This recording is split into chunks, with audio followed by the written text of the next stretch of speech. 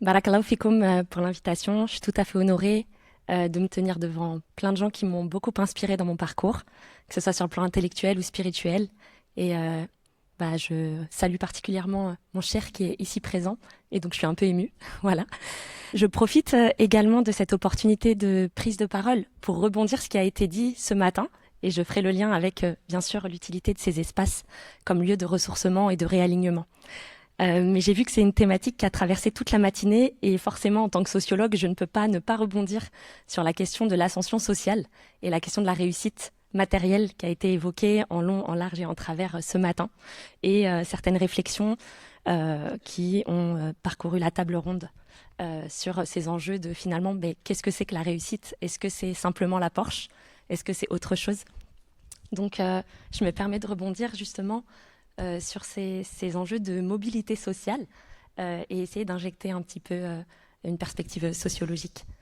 Donc, comme on l'a dit ce matin, la plupart d'entre nous, si ce n'est pas l'ensemble d'entre nous, vient d'un milieu relativement populaire et issu de l'immigration post-coloniale. Donc on a généralement un background qui fait que on vient souvent de banlieues ou de classes assez modestes et on a pour beaucoup d'entre nous, connu des ascensions sociales via les études supérieures, via des carrières entrepreneuriales assez singulières, pour certains assez extraordinaires, alhamdoulilah. Mais cette trajectoire d'ascension sociale, comme vous l'avez dit ce matin, parfois elle est incomprise par les proches, parfois elle crée des fractures un peu non dites. Parfois, vous l'avez dit ce matin, ça crée même des fractures avec les amis, ça crée de la réserve sur ce qu'on dévoile, ce qu'on ne dévoile pas, sur son train de vie, sur ce qu'on a envie de montrer, de ne pas montrer. Et surtout, ça crée aussi des fractures à l'intérieur de nous, dans le sens où ça peut créer de la fragmentation, dans la mesure où en fait ça crée une sorte de fracture avec le milieu social d'origine.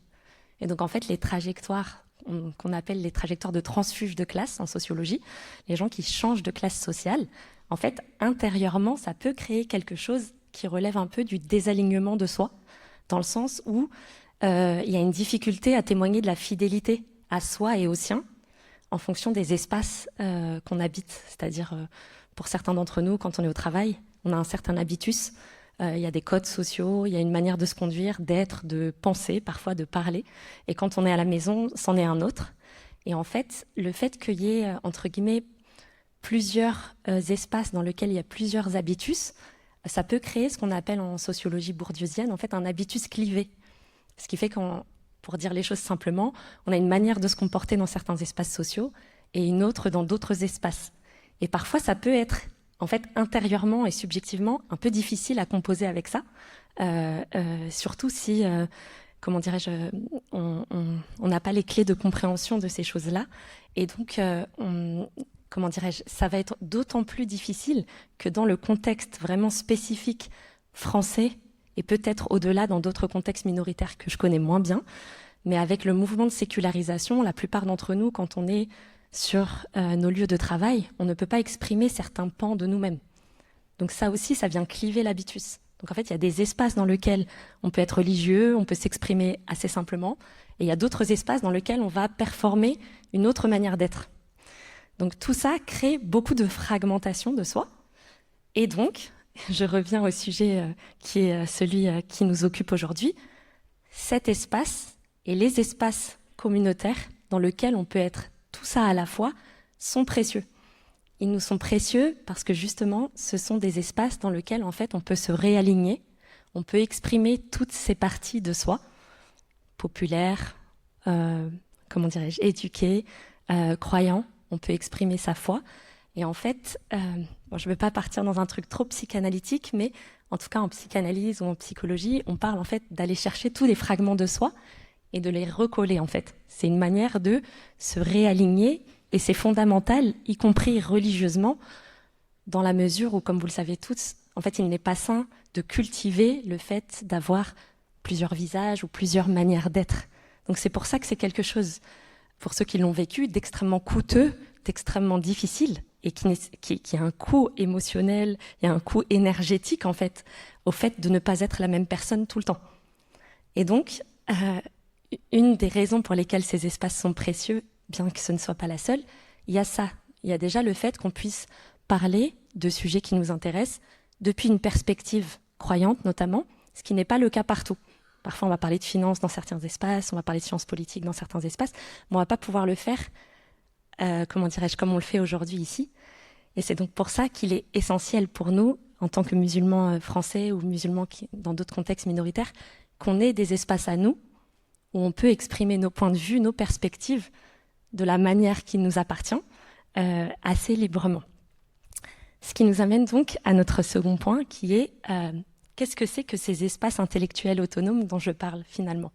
Typiquement, je crois qu'aujourd'hui on est une belle incarnation, ce sont des espaces qui échappent un petit peu à la régulation de l'État, notamment dans le contexte français, dans la mesure où je ne vous apprendrai rien si je vous disais que on est dans un contexte où il y a une très forte volonté de régulation du religieux.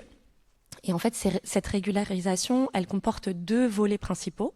Donc principalement l'idée de vouloir fabriquer le bon islam, qui épouse les attentes étatiques, intégrationnistes, voire assimilationnistes, et la disqualification et la répression de tout ce qui n'épouse pas ce cadre-là, et qui va être généralement disqualifié comme étant, pour dire les choses simplement, le mauvais islam, l'islamisme, le séparatisme, le salafisme et autres. Et tout un tas de labels et de concepts qui n'ont généralement pour ambition que de disqualifier toutes ces formes d'expression d'islam grassrooted, qui émanent de la communauté en fait. Et donc cette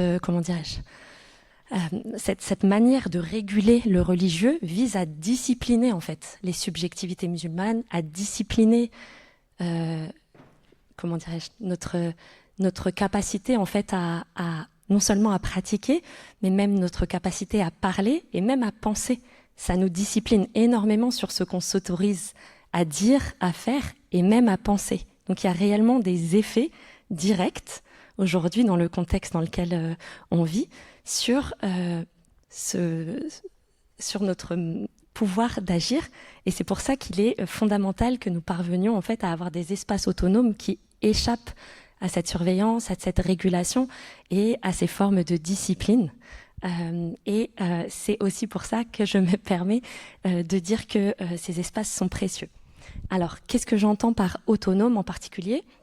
Il y a le fait que, comme vous le savez, il y a des espaces intellectuels dans lesquels beaucoup d'entre nous ont navigué, le monde universitaire, le champ intellectuel, le champ médiatique, pour certains politiques, je sais, ici présents, et d'autres espaces dans lesquels, effectivement, certains d'entre nous ont réussi à se faire une place, mais comme je le disais tout à l'heure, ils ne peuvent pas tout y dire. Il existe également, parallèlement à tout ça, le champ religieux, dans lequel de nombreux prédicateurs ici présents peuvent s'exprimer, sur certains sujets en tout cas. Mais ces deux pôles, donc on parle de champ en sociologie, donc le champ intellectuel, le champ religieux, sont régis par un certain nombre de règles extrêmement contraignantes. Donc dans le champ religieux aujourd'hui, on peut évidemment faire des rappels religieux qui touchent à certains sujets. On peut parler de normativité, de règles juridiques, etc. Mais il y a des choses indicibles, qui ne peuvent pas dépasser le champ religieux, qui, entre guillemets, a un certain nombre de règles du jeu, comme on dit en sociologie. De la même manière, dans le champ politique, dans le champ intellectuel, il y a un certain nombre de règles qui régissent finalement et qui posent des frontières sur ce qui est dicible et indicible. Et donc, pourquoi est-ce qu'il est précieux qu'on ait des espaces un peu hybrides et autonomes ? C'est parce qu'on a besoin de ces espaces interstitiels, finalement, pour pouvoir lier tout ça. Pourquoi ? C'est parce que dans le champ politique ou dans le champ religieux, finalement, il y a une sorte de division qui est liée, bien sûr, à la sécularisation de ces différentes sphères, et donc on ne va pas pouvoir aborder les choses de manière holistique dans ces espaces-là. Il y a une sorte de division du travail, déjà, des acteurs qui pensent à ci, des acteurs qui pensent à ça, des ressources qu'on peut allouer à ça, mais il y a très peu d'espace dans lequel on peut finalement penser ces choses-là de manière plus globale, c'est-à-dire penser l'émancipation de la communauté musulmane en France ou ailleurs, penser, comme on le fait ici aujourd'hui, j'ai pas de réponse, je réfléchis devant vous et avec vous, et du coup, finalement, quelque part, on parlait d'habitus clivés juste avant, finalement, se déséculariser nous-mêmes en ayant la possibilité de parler de ces choses-là dans un seul et même espace, avec une seule et même audience, et comme on l'a dit ce matin, ce ne sont pas les ressources qui manquent en fait. On a tout à fait les ressources pour créer ce genre d'espace, créer ce genre d'occasion. On a des ressources intellectuelles, on a des ressources économiques, on a des ressources extrêmement implantées au niveau institutionnel, certains international. Donc en fait, on l'a dit et souligné, et je salue la variété des profils et la richesse des profils.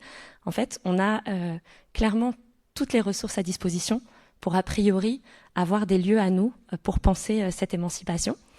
Et je pense que malheureusement, le contexte national, particulièrement français, parfois c'est un peu un écosystème.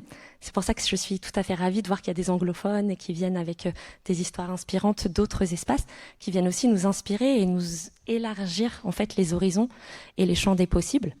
Par exemple, certains acteurs ici présents, ils ont des summer schools, ils ont The Leader Prophetic Summit l'été. Ils ont des semaines de vacances où tout le monde se retrouve, partage des moments de foi, partage des moments de réflexion, partage des moments de sociabilité, des moments de fraternité et tout un tas de choses et de moments qui nous font un petit peu défaut ici. Et c'est pourquoi il est important qu'on ait ces espaces pour se régénérer. Ce matin, le frère Iqbal Nassim parlait de renaissance ou de tajdid ou de renouvellement. Ces espaces-là, en fait, ils sont typiquement des occasions de renouvellement et de renaissance dans la mesure où, en fait, c'est là qu'on va se nourrir, en fait.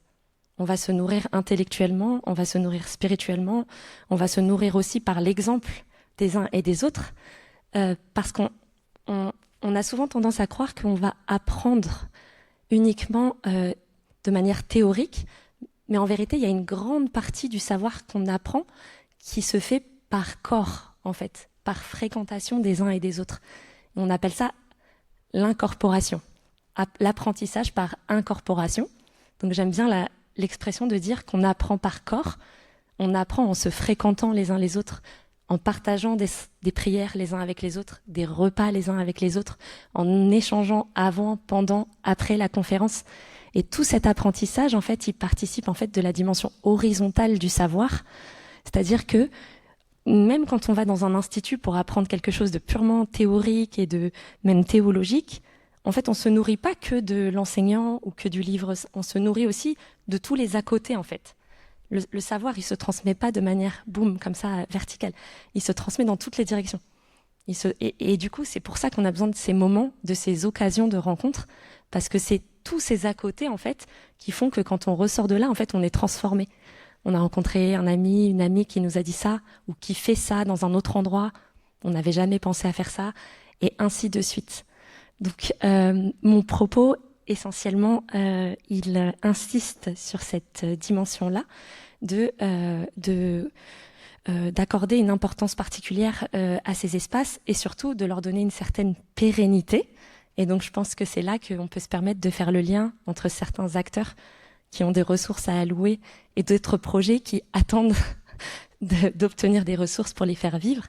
Comme vous le savez, par exemple, là actuellement en France, on a très peu de lieux pérennes dans lesquels les musulmans peuvent se retrouver, comme le cheikh Idrissi ce matin nous présentait en Espagne. Ils ont réouvert la première université islamique en Andalousie et machallah, c'est une magnifique initiative. Mais dans l'absolu, c'est extrêmement choquant qu'en France, qui est la plus grande minorité musulmane en Europe, on est à peu près 7 millions de musulmans, on n'a pas une seule université islamique typiquement.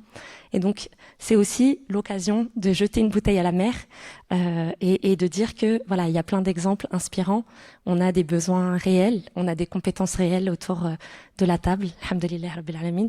Donc voilà, je jette plus une bouteille à la mer que venir vous donner des réponses et des solutions. Mais voilà, je nous invite collectivement à penser ce type de projet pour pouvoir penser plus largement notre émancipation individuelle et collective. Barakallahu fikum. Assalamu alaikum wa rahmatullah.